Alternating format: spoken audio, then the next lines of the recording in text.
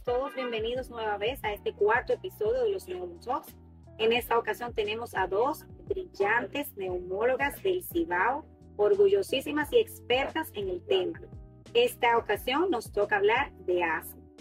Fue en conmemoración del Día Mundial de Asma y celebrando la Semana del Asma. Tenemos a la doctora Anandi Mayol y a la doctora Natalia García. Hola, buenas tardes, ¿cómo están? Hola, un placer estar contigo aquí. Como estamos hablando, vamos a hablar de asma, entonces vamos a comenzar haciendo el diagnóstico, o mejor dicho, la definición de asma. ¿A qué llamamos asma? Puede iniciar, el asma es una enfermedad crónica, es lo primero. Y como es crónica, no se cura, se puede controlar, que es más fácil para que el paciente pueda integrar el diagnóstico. Es clínico, porque el diagnóstico se basa en síntomas muy definidos de tos, que muchas veces dicen los pacientes, yo tengo tos seca, eso no es asma, doctora. Disnea, que es la falta de aire. Algunos también refieren que ellos pueden escuchar pitillos o silbidos, que son las famosas sibilancias. Y en algunos casos se agrega también opresión torácica, que es dolor en el pecho. O sea que diferentes manifestaciones pueden definir esta enfermedad y el diagnóstico es funcional con la famosa espirometría, que es el arsenal terapéutico en el cual nos apoyamos los neumólogos en nuestra consulta y que muchos de nuestros pacientes conocen este tipo de procedimiento habitual en nuestra práctica diaria. Sí. Te decía y te preguntaba, porque justamente hoy que veo a una niña, ella llega, la mamá dice que tiene tos, pero ella me pregunta, ¿cómo yo sé si es asma? Y yo, déjame hacerte unas preguntas y luego te voy a examinar y de ahí entonces vamos a determinar si es o no es, porque llegó con la pregunta inicial, de que le diga si ella tiene asma o no, porque la niña tose. Y tiene una tos, se les hay que hacer un diagnóstico diferencial porque no toda la tos tampoco es asma. Pero hay mucha tos que pasamos pensando que es una gripe y realmente es un paciente asmático. Claro. Y no todo silbido tampoco es asma. Correcto. No todo lo que silba es asma, porque hay patologías obstructivas, los fumadores que también tienen silbidos, bronquitis aguda, que es muy frecuente, sobre todo en nuestro país, y en esta época de lluvias, que hay mucha humedad, esa que puede variar el síntoma. Y la tos, yo digo, sí, la tos es un equivalente asmático, tiene que tomar en cuenta este síntoma para pensar en asma. Y tomar en cuenta también que a veces hay terminologías que utilizamos tanto en el pueblo como en los médicos. Por ejemplo, me imagino que a Jenny le pasa mucho que atiende niños que el papá le dice, bueno, mi hijo se congestiona pero no es asmático. Sí. O mi hijo se aprieta del pecho, pero no es asmático. Entonces, sí, nuestro querido público tiene que entender que asma es congestión, apretamiento de pecho y es asma. Pero que a veces los padres se resisten a ese diagnóstico, o sea, no quieren llegar y incluso van donde Natalia para que Natalia le diga no es eso. Que aunque Jenny le dijo que era asma, Natalia le diga, bueno, esa congestiona, pero no es asma, eso quieren ellos. Sí, pero realmente es una terminología que ellos buscan, pero es para no llegar a que le estigmaticen el hijo o el adulto de asma. Es así, el estigmatismo, porque yo a veces llegué y me dice, yo vine para que usted me diga que no es asma. Exacto. Y yo, pero vamos a revisar primero, déjeme ver, entonces yo luego le digo, pero realmente así, no, él se congestiona porque uno le hace la pregunta. No, él no tiene asma, él se congestiona. O si no, el famoso pecho apretado, que es como culturalmente en el país se reconoce.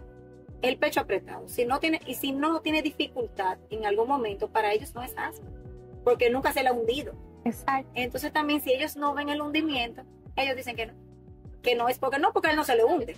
Él nunca ha tenido se aprieta, eso. pero va toda la semana a la emergencia. Correcto, a nebulizar.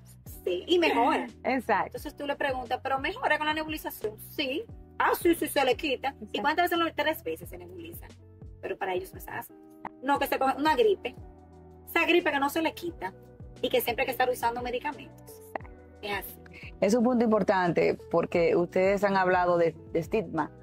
Y uno de los retos que tiene ahora mismo la neumología es romper esos paradigmas de lo que es el estigma de no obtener percepción adecuada de la enfermedad. Entonces el paciente asmático, por ejemplo, no toma una bombita porque ellos creen que eso lo va a matar el corazón, asociado a una cultura de hace más de 70 años, cuando en la época donde tuvimos la invasión americana, las bombitas famosas tenían un producto que ya obviamente desapareció del mercado, que generaba taquicardia y de hecho infarto. O sea, pero totalmente es incierto.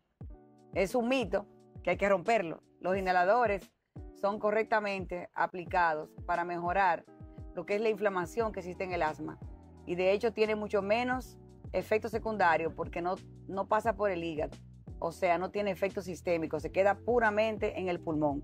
Por lo cual su seguridad y eficacia es realmente valorable en el contexto de un paciente asmático, de que debe usar sus inhaladores. Justamente estamos celebrando la Semana del Asma y el GINA, ese es su lema. ¿Cómo lograr que todo el mundo tenga o esté asequible los inhaladores? Porque no todo el mundo puede acceder a ellos y ese es el tratamiento.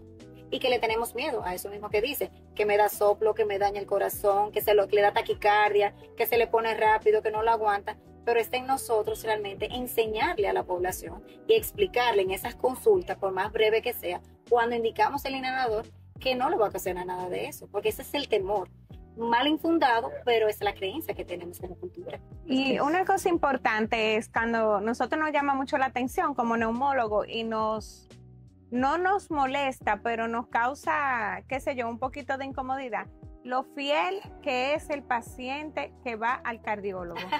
El paciente que sufre de la presión alta, como se dice, eso su cita va mensual, o cada 2 meses o cada 3 meses. ¿Y cuánto le cuesta a un paciente asmático tener esa fidelidad hacia el neumólogo? Y señores, el asma mata. El asma hoy por hoy, todavía en el siglo XXI, es una enfermedad que causa muerte, porque el asma es sensación de muerte, o sea, la falta de aire es sensación de muerte, pero a diferencia de la presión alta, que tiene que vivir toda la vida medicado, toda la vida, o sea, tú eres hipertenso, tú sufres de la presión y ya para toda la vida tú vas a tener una medicación. El asma, tú puedes tener lunas de miel, porque tú puedes, luego de un control, si ya tu médico te dice, usted está controlado, usted puede tener años, meses, sin necesidad de un tratamiento, pero tú tienes que llegar a ese control. Y la forma de llegar a ese control es con tu tratamiento, con tus citas puntuales y eso. Pero ¿cuánto le cuesta al paciente llegar al control por la falta de fidelidad? Por la falta de continuidad. Porque se sienten bien y se lo quitan. Y me pasa a mí porque le tienen miedo, le tienen miedo al inhalador. Hasta que me vea. Son 3 meses. Ok, 3 meses, pero no se lo quite. Es más, usted no puede venirme a ver, sígaselo hasta que usted me vea. No, al mes, yo lo vi muy bien. Y el vecino, jamás, todo y acuérdate bien, que el vecino no le volvió dijo. A toser, jamás, como ya no lo necesita, porque ya se le quitó. Y acuérdate que el vecino le dijo que eso le hacía daño en el corazón. Mi amor, sí. No le hagas caso a los médicos, que eso le hace daño. El vecino, que son los reporteros, el tío, el abuelo, mira, no le pongas eso. Entonces, sí, ahí no hay esa fidelidad, es más por lo que tenemos alrededor que no nos ayuda a nosotros como médicos. Porque si tuviéramos esa confianza de que, mire, si eso no le va a pasar, muchos vuelven, pero no la mayoría. O sea, tú le puedes dar seguimiento, pero no todos vuelven a ese seguimiento. Y es cuando tú puedes irlo detectando tú, viendo cómo va. Pero esa fidelidad no es un 100%, lamentablemente. Y tenemos la otra parte que es la automedicación. No. El todólogo, el paciente asmático que dice, es que la doctora Natalia García me va a poner la misma receta. Sí. Me va a poner lo mismo y ya yo me la sé.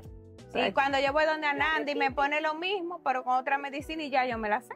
Entonces, como ya yo me lo sé, yo misma me voy a medicar. Entonces caen en ese círculo vicioso, en ese creer saber que sabe que no sabe. Vienen los efectos secundarios de la medicación que ellos entienden, que creen que saben. La inflamación que no se quita y termina o en muchos daños de uso de esteroides. Ellos hacen, o sea, y tomado, que entienden como en algún momento con una crisis tú se lo dices, ellos creen que pueden tomarlo a según. Cuando ahí es que tenemos los efectos secundarios. Claro. Y ahí es que llega el paciente grave. O terminar en una inflamación ya que no puede ser reversible y convertirse en una cosa ya que no puede tener control. Entonces, ese es el problema de la automedicación, que también eso, yo creo que a veces es una lucha más fuerte que la misma fidelidad a la consulta. Sí. O si no, la mamá que se cree que siempre sabe manejar ese paciente. No, ella se lo pone. Yo me cuando lo ven sé. que no mejora, Yo me lo salen sé. corriendo y yo, Dios mío, pues ya le puso todo. Y todo, vamos a ver qué es lo que tiene, porque creyendo que es lo mismo, automedicamos. Y repetimos toda la receta, la guardan ahora. Ajá. Toda la receta guardada o en el celular. En ahora foto, peor, en foto, en foto. porque está ahí, no, es la que yo le mandé a la farmacia. Déjame revisar. Y eso es un daño realmente. Porque usted no sabe por qué se lo puse en esa dosis en ese momento. O por qué quise usar ese inhalador. Porque hay muchísimos inhaladores con diferentes compuestos que se le explica. Pero igual, como no saben y creen que es un inhalador, lo utilizan. Es así, este es el punto cardinal de lo que ustedes han comentado, me parece que la adherencia. La adherencia es un punto cardinal porque de hecho la GINA, que es la Iniciativa Global para el Control del Asma, que es un parámetro de normativas que llevamos los neumólogos a nivel mundial, este año determinó que los pacientes no pueden utilizar salbutamol. ¿Por qué? Porque los cartuchos presurizados, o sea, la famosa bombita inhalada, ayuda a la huella de carbono en lo que es el medio ambiente. Por tanto, afecta la capa de ozono. O sea que no solamente estamos protegiendo como neumólogos el ecosistema, sino la salud del paciente. Porque el producto inhalado directamente salbutamol puede generar taquicardia y eso también induce la mortalidad. Entonces, cuando un médico va escalando en el tratamiento de mantenimiento con lo que son los corticosteroides inhalados, combinados con los broncodilatadores de larga duración, o sea, la famosa bombita combinada, es un arte, porque nosotros manejamos por pasos que van del 1 al 5. Como dice Andy, si no tenemos un buen control de la historia natural de la enfermedad, podemos terminar con desenlaces clínicos fatales, pacientes que no logran controlarse, porque la enfermedad evoluciona por sí sola. Entonces no podemos lograr el control de ninguna forma, aún utilizando dosis muy, muy altas, que es el paso 4 de nuestra famosa guía que utilizamos. Todo el mundo dice Gina no es la novia de fulano, Gina es la guía de fulano. Gina es una guía mundial que Latinoamérica y todo el mundo toma de referencia para el manejo del paciente asmático.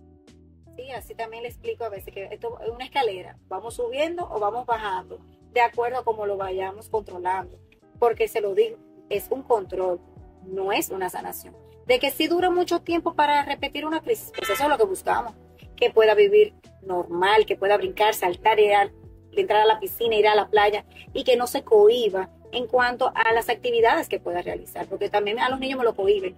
No puede salir, no puede saltar, no puede montar bicicleta, o sea, nada, quédate ahí para que no hagas una crisis. Y ese no es el control. O sea, de esa no es la forma que nosotros tratamos de controlarlo. Claro Él que puede no. nadar, puede hacer de todo. A veces dice, y es verdad, yo, claro. La idea del tratamiento es que el niño pueda llevar una vida normal, igual que el adulto. Y que terminan exacto. en niños deprimidos, porque Exacto. entonces son niños Están Limitados. que tú lo limitas tanto que entonces se sienten excluidos. Porque dicen, pero yo no puedo hacer esto, no puedo hacer que entonces terminan en un niño deprimido también. Es un punto importante el que usted ha mencionado, de los niños, que de hecho una de las pautas internacionales ahora mismo es mediar con las escuelas para crear una educación desde las escuelas, con los centros que tienen de asistencia a los estudiantes, para que ese personal esté educado y pueda referir a tiempo esos niños que continuamente van a la enfermería de la escuela, porque no hay una educación obviamente integral desde la casa, con el colegio, con la profesora y la parte que corresponde con la asistencia desde el colegio. Entonces, en la educación del paciente y de toda la población tenemos que integrar el concepto de que cómo adherirnos a ese tratamiento, cómo darle continuidad, porque si no se pierde el vínculo del fármaco, como ustedes están comentando, a que el paciente lo use diariamente, como dice Andy, como si fueran hipertensos. Sí. Lo nuestro también requiere de un tratamiento de mantenimiento para lograr resultados esperados. Entonces, realmente, todo ese contexto de que sí, que lo dejan, que lo abandonan, es vital que no abandonen el tratamiento y que lleven las prescripciones de sus profesionales que están a cargo, con el debido cuidado y seguimiento. De hecho, las pautas son de 1 a 3 semanas, luego de instaurar un tratamiento. El paciente debe estar revisado por el neumólogo, pediatra, neumólogo adulto, para hacer pruebas funcionales. Ya todo el mundo sabe lo que es la espirometría, y de hecho lo conocen el término. Claro. Ya, sí. Para ver si el paciente está respondiendo y si tiene síntomas. porque los síntomas definen enfermedad y agudización, o sea, que se ponen con los ataques. Nos podemos percibir por los cuestionarios que realizamos también en nuestra práctica diaria. Una de las preguntas que yo les tengo a ustedes dos, porque aparte de ser excelentes mamonas, ustedes dos son asmáticos. Sí. Entonces, Más nadie que yo, pero de también que yo. ya sabemos, ¿verdad? Me incluyo, yo soy Todos. asmática también, de que somos asmáticas desde la infancia. Entonces, antes, nuestras abuelas, nuestras madres utilizaban cierto tipo de tratamiento porque los vecinos, fulanito que mejoró el francés, ¿ustedes tuvieron experiencia con ese tipo de tratamiento? Yo sí. A nadie primero, después yo. A mí me dieron hasta un coco indio enterrado.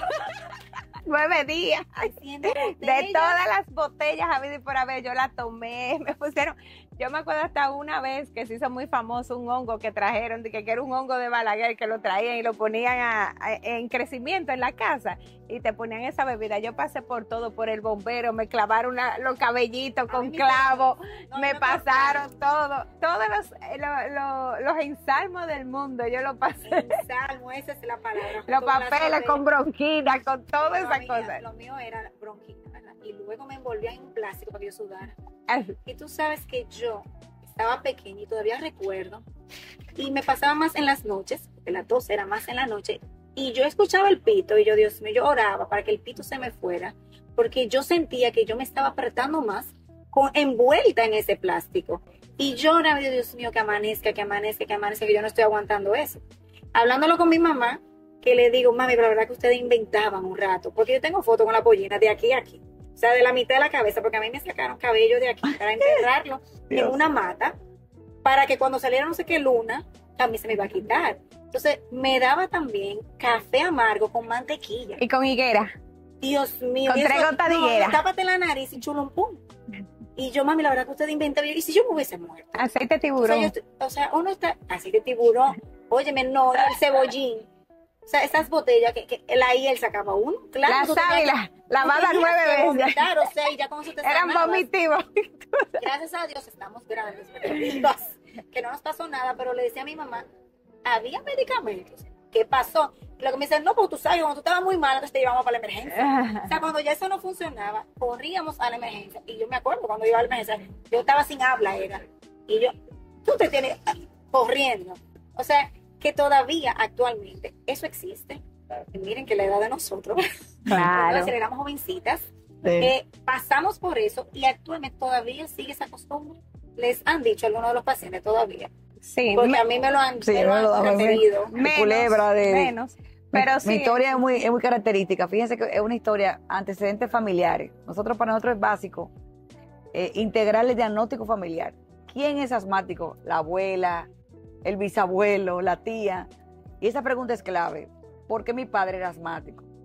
Pero yo tuve episodios de bronquitis aguda, entre comillas, cuando era niña. Esa muchacha griposa. Me ponían antibióticos, me ponían jarabe ese tiempo, pero mi papá, que era médico, no pudo interpretar que yo tenía asma realmente. Y vivía con gripe. Nunca me dijeron que yo era asmática. En fin, crecí. Y la experiencia cuando tenía 17 años, yo fui al Pico Duarte y allá la frisa con la que estuve cobijada en el frío, tenía ácaros, parece. Y me detonó una crisis después de la niñez temprana, pero una crisis fulminante que me dio bastante delicada. Bajé de mi Pico Duarte, eso se interpretó como que fue una bronquita matiforme, como le decían antes, a ese tipo de patología. Y como 30 años después, al exponerme a virus y bacterias agresivas, pues yo volví a tener mis crisis de asma. Y de hecho, cada vez que tengo una sinusitis grave, que tengo una bronquitis por virus, hasta por COVID, vamos a poner, porque ya es parte de la vida, sí, claro. o bacteria, yo hago mi agudización del asma. ¿Alguna alergia alimentaria? No, yo Nada. tengo alergia medicamentosa, yo soy alérgica a los Sinus. Tú agregas un factor. Yo tengo Ajá. alergia a alimentos. Mi papá Yo no tengo. es rinítico, mi mamá tiene dermatitis y mis hermanos son alérgicos alimentarios. Pero la única que hace crisis soy yo. Pero si yo tengo alergia alimentaria. Familiar, ¿lo es? Familiares, correcto. O sea, que también, luego cuando Familiar, estudié ¿verdad? medicina, yo dije, no, pero déjame investigar esto, porque de dónde soy. Y realmente, cuando investigo, entonces mi familia, de parte de mi papá, hay más pacientes alérgicos.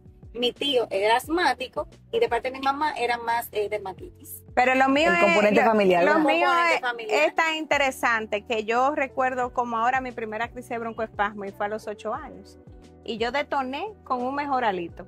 ¿Ustedes se acuerdan de los Aspirina, mejoralitos? tienen aspirina. Ay, Eso no, ya no existe. no existe ya. Eso es lo que le daban a uno para la fiebre. mora- pero los mejoralito. mejoralitos sabían tan buenos y eran tan De fresa. ricos que uno se los comía sin tener nada, sino que si Oye, los papás no, lo pero dejaban sí. por ahí, tú cogiste y Claro. comías mejoralito. Ay, ay, ay. Porque te gustaba el mejoralito. Muy bueno, muy bueno. Y yo recuerdo que yo me comí ese mejoralito y eso me detonó a mí una reacción alérgica. Y luego de esa reacción alérgica que yo hice, yo debuté como asmática, pero debuté como una asmática con un control malísimo del asma, porque primero no diagnosticada, qué sé yo No cuánto. existía me mandaban. medicamento No existía. más Yo, sofisticado. exacto, cuando yo comencé no había nebulizador en este país. Exacto. Era base de adrenalina pura, Adrenalina. que a mí me rompían las crisis de broncoespasmo, que Y no me, esteroides. el corazón no me lo explotaron porque yo era grande, era aminofilina y adrenalina. No te ponían hidrocortisona. Todavía no Todavía me no estaba en el ponían. arsenal terapéutico. Imagínate, entonces era así, a base de eso, y además estábamos en Santiago también, Sí, tú sí, sabes. sí, que los pueblos. los pueblos, Estábamos entonces más.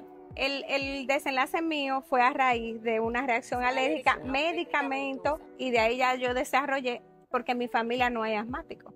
A raíz ya de mi situación, identificar tu mis caso. sobrinos todos ya comienzan a ser asmáticos y riníticos. Identificaron el problema familiar. Pero entonces las generaciones futuras a partir de mí. O sea, Increíble. mis sobrinos, pero después atrás nadie. Sabe, Digo que bueno. uno sepa, tú sabes. Tal vez no se identificó como a mí, que no me decía Bueno, los que era abuelos no griposa saben, y, tú era, sabes. y tal vez estaba haciendo No, yo crisis. hice una bronquiolitis. Mi mamá se acuerda que me dio una fiebre alta. Imagínate tú. Y que me pusieron algo frío. Y que yo no podía respirar y me puse moradita. Yo dije, pues una bronquiolitis. Que yo me hice. Gracias. Yo hice una bronquiolitis. Y de ahí entonces seguí. Sí. El de alimentos lo diagnostiqué también me dio yo. Ajá. Porque mami cuando hacía camarones, yo no lo aguanto. Ni el olor. O sea, me daba picazón en los ojos, nariz. Una vez probé que ella puso como en un ladito de la comida y yo me comí, yo no probé del camarón, pero sí de lo que estaba al lado, hice una reacción que me tranquilizó. De ahí Yo ya recuerdo una reacción quedó. tuya muy emblemática en un país lejano, que estábamos, Anandi y yo contigo, y los camarones estaban en la mesa, pero tú ni siquiera lo probaste, yo- solo el de olor olerlo. te desencadenó Ya- la crisis. De olerlos actualmente yo salgo corriendo. Estás No sensible, prohíbo a más nadie sensible. que coma, pero de olerlo me paro, sí, porque lo huelo y me tranco. Es un buen Pero tema porque hay muchos antibióticos. pacientes que me dicen, doctora, pero yo he tenido ese gato toda la vida. ¿Cómo usted me dice que yo estoy sensible al gato? Porque hay algo, a los asmáticos les encantan los perritos de peluchito, Y Los los gaticos. gaticos, ¿qué cosa es esa? las Tan aves, terrible. y tienen como una controversia con uno, no, porque el perro se no, doctora, pero es que ese perro es muy limpio. Estamos ahí, No, que ese perro está en el está patio. vacunado. Y yo, bueno, yo se lo dije, ya, si usted quiere integrar esa orientación, usted lo integra, si no, usted lo deja aparte. Pero cuando ellos le ponen esos animales domésticos que no quieren, de hecho las aves tienen otras incidencias, provocan enfermedades más graves que esa, hasta fibrosis pulmonar por hemoconios, Y que por la- aspergilosis y que pulmonar alérgica, ¿cómo se dice? Se van y haciendo neumonitis alérgica, las alergias que Por van por hipersensibilidad. Bien trabajado. como se va reconociendo el cuerpo, que Sí. puede ser que tú no Que seas no tenga alérgico momento. en el momento, y a medida que tú vas conviviendo o Una vas racha probando, crónica. Sí. entonces, que es lo mismo que a mí me pasó con los medicamentos. Exacto. Yo iba probando medicamentos Se te y fue- lo te fuiste utilizaba, no me sensibilizando. pasaba nada, y me fui sensibilizando y ya llegó un momento que ya yo no podía utilizar Tu organismo lo ninguno reconocía al instante. al instante, Sí. ninguno, y así pasa con los alimentos Sí y mismo es. con lo mismo de los animales. Tú sabes, Andy, que eso no es el tema, pero yo he visto tantos casos aquí de apartamentos que tienen aves y provocan la hipersensibilidad de neumonitis por hipersensibilidad. Claro. Muy frecuente aquí con la cotorra, Sí. que Y también se los hacen asmáticos le preguntas, encantan. ¿tiene animales? Porque entonces me cohiben de decirme porque no entienden que los pajaritos son animales. Son animales. Es muy Animal- importante que destaquemos eso en esta, Sí, ¿tiene animales? reflexión del asma. No. Y después no, pero entonces cuando tú le mencionas las aves, no, porque hay gallina, hay pato, eso no son animales. No. Animales, perro y gato. Entonces a veces hay que inclusive preguntárselo. Directo. Directamente. Sí, el sí. tipo de un animalito Claro. para que puedan entonces ellos decirlo, porque el loco no entienden que es un animal. Claro. Como que eso no, eso está en el patio. Y la jicotea, que es una mascota poco común, pero hay gente que tiene mascota también. Eso es bueno que detectar tienen jicotea en la casa. Y eso tiene hongos. Hongo en la Y los- lagüita. y los hámsteres. Y los hámster. tienen ácaro en la patica, Ahora que tú hablas de hematofagoide, que el protagonista del desencadenante de la alergia. También la humedad que tenemos en la casa, tampoco lo identificamos como que eso nos está causando daño. Claro. Y También. al asmático eso Muchísimo. lo tranca. Totalmente. O sea, humedad, Sí, sí. filtraciones, pintura que se estén despegando, o sea, no lo notan, pero eso son causas También, que nos provocan a nosotros crisis. nosotros que tenemos la situación del polvillo negro que tenemos, Polvo de Sahara. no el polvo de Sahara, sino la situación Sedimento esta de la contaminación. de la contaminación. El material particulado. El material particulado Sí. que mientras más Sí. alto vivimos, Sí. nos damos cuenta que también el Más mismo cercano. smog de eso, está ese abajo, sedimento así es. que se va depositando y eso hace un daño terrible en el Claro. paciente con asma. La contaminación ambiental. El cambio climático, que tenemos un cambio climático terrible porque aquí nosotros no tenemos estabilidad climática. No. Por ejemplo, podemos estar así ahora, Llovió. ahorita hizo un sol fuerte y Fue en el húmedo. mismo día Aguacero. húmedo, lluvia. Claro. No ayuda mucho eso tampoco al paciente con Es asma. así. Penosamente. Está mezclado. No solo tenemos asma, tenemos rinitis. También. Las dos cosas, porque el clima húmedo tropical, de hecho, tenemos los fenómenos que nos afectan. El niño es caluroso, la niña es fría. Entonces ahora mismo hay oscilaciones de los dos fenómenos que vienen directamente del Pacífico, pero nos afectan también como Caribe. Entonces esos vientos que llegan, en mayo ahora viene, desde mayo hasta octubre, el polvo del Sahara, como dice Anandi, el material particulado que se aloja, que viene también mezclado con el polvo del Sahara, igualmente por la contaminación. El polen, el florecimiento polen. de las matas. Sí, todas hay esas detonantes cosas. en cadena que se reflejan, como dice Anandi, dióxido de carbono que está en los autos. Si usted vive más cercano a ese tránsito vehicular, a menos de 500 metros, usted posiblemente tenga un asma debido al ambiente. Y no O un saben que eso- agudizador, que es Exacto. esa exposición directa. Esas son exposiciones y son los causantes de que nos den una crisis o tengamos esa tos.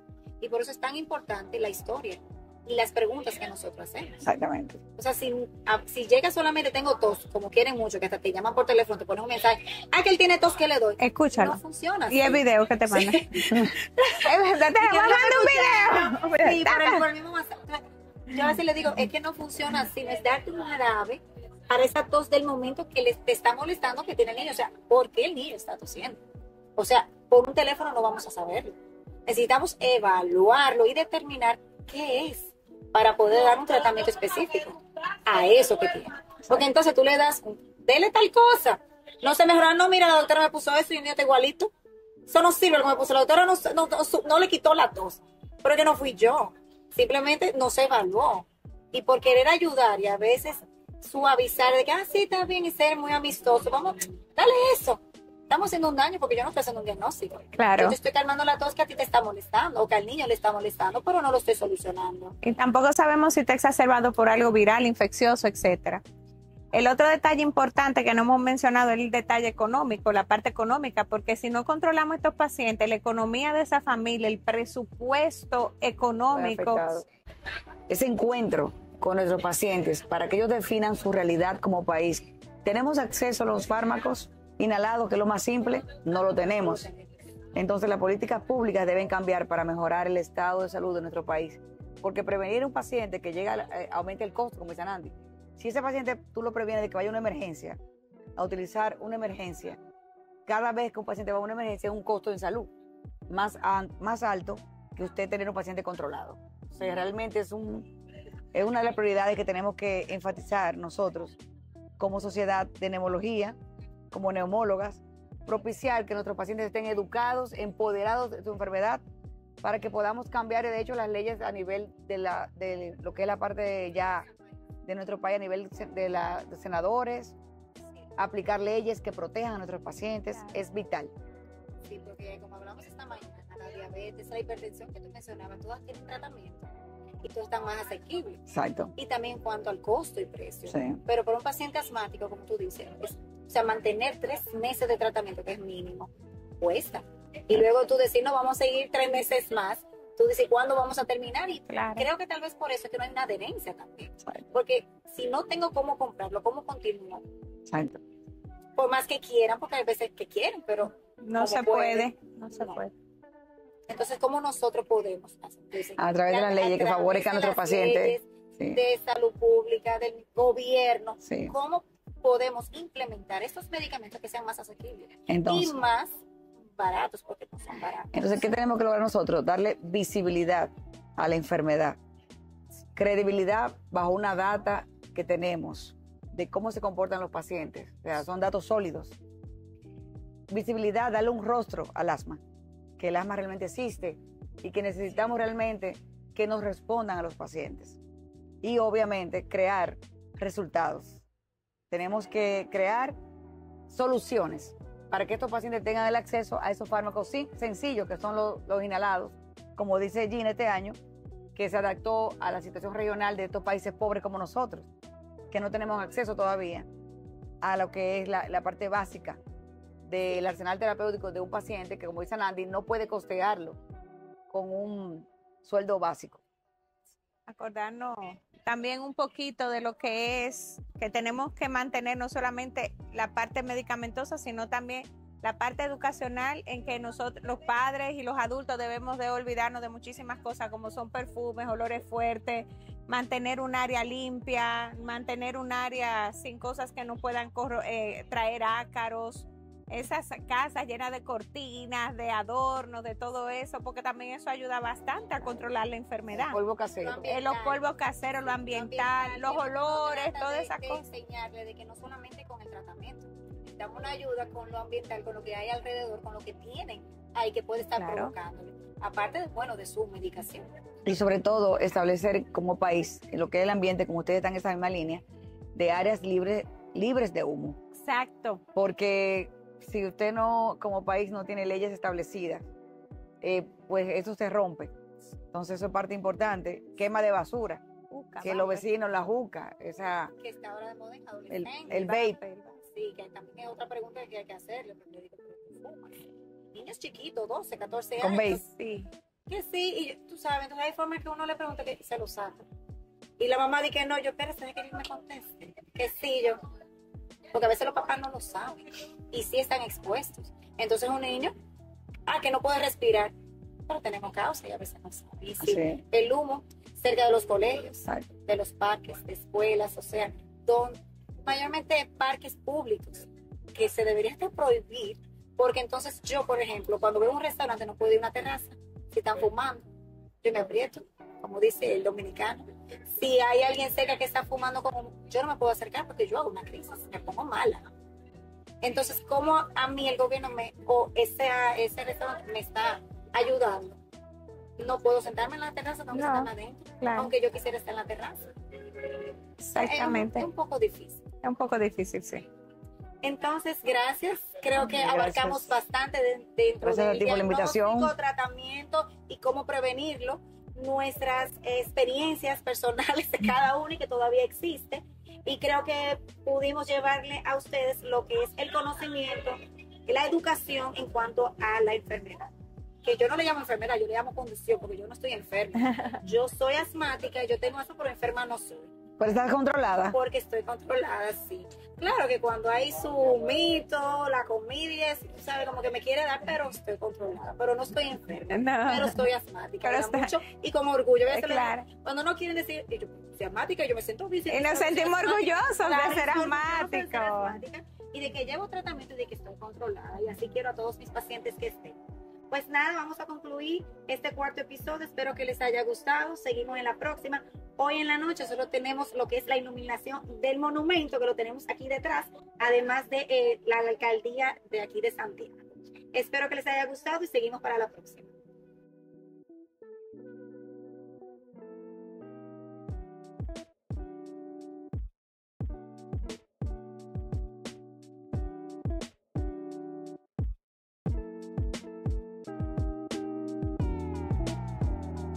Y este episodio llega gracias al Hotel AC aquí en Santiago. Gracias por habernos permitido aquí en el restaurante Máximos poder realizar esta grabación. Además de darle las gracias a las casas farmacéuticas que nos están patrocinando los episodios Los Neumotalks. Hasta la próxima.